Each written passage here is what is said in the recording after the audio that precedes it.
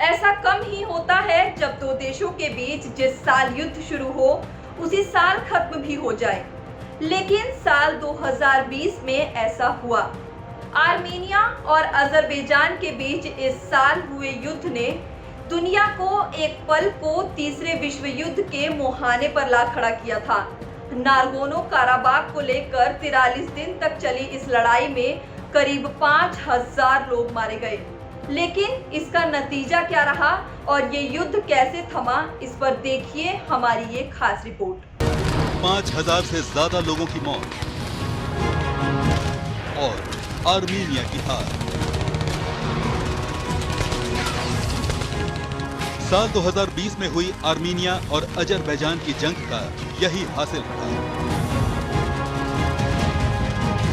जमीन के एक टुकड़े नागोर्नो काराबाख पर कब्जे को लेकर हुई जंग से कई बार तो ऐसी लपटें उठी जिनमें एटमी धमाके की आहट सुनाई पड़ने लगी और लगा कि साल 2020 कहीं तीसरे विश्व युद्ध का साल न बन जाए।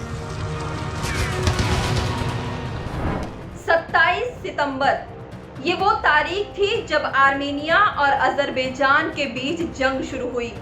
नागोर्नो काराबाख इलाके को लेकर इन दोनों देशों के बीच लड़ाई छिड़ी। दोनों देशों ने एक दूसरे पर फाइटर प्लेन से बम बरसाए, एक दूसरे पर मिसाइलों का प्रहार किया।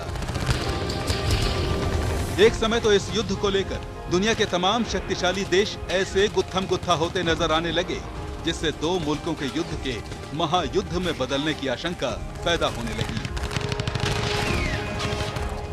इस युद्ध में तुर्की खुलकर अजरबैजान का साथ देने लगा। अमेरिका ने तुर्की के खिलाफ बयानबाजी शुरू की। तुर्की ने अमेरिका के दोस्त फ्रांस का विरोध किया। लग रहा था कि रूस आर्मेनिया की तरफ से लड़ेगा और रूस अगर इस युद्ध में कूदता तब अंजाम क्या होता ये कहना मुश्किल है, क्योंकि अमेरिका तुर्की का विरोध भले ही कर रहा था, लेकिन ये भी याद रखना जरूरी है कि तुर्की नाटो का मेंबर है और नाटो के किसी भी सदस्य पर हमला अमेरिका पर हमला माना जाता है। लेकिन रूस ने संयम का सबूत दिया। आर्मीनिया और अजरबैजान के बीच शांति के लिए कई बार युद्ध विराम करवाया। रूस की ये कोशिशें कई बार नाकाम हुई, लेकिन आखिरकार रंग लाई।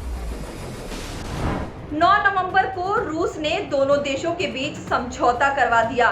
शर्तों के मुताबिक युद्ध में जीते गए इलाके अजरबैजान को दे दिए गए। अजरबैजान को जो इलाके मिले हैं वो पहले उसी का हिस्सा थे, लेकिन कई दशक से इस पर आर्मीनियाई मूल के लोग रह रहे थे। युद्ध विराम के बाद अब दोनों मुल्कों की सीमाएं बदल गई हैं और धीरे धीरे वहां रहने वाले लोग भी बदल रहे हैं।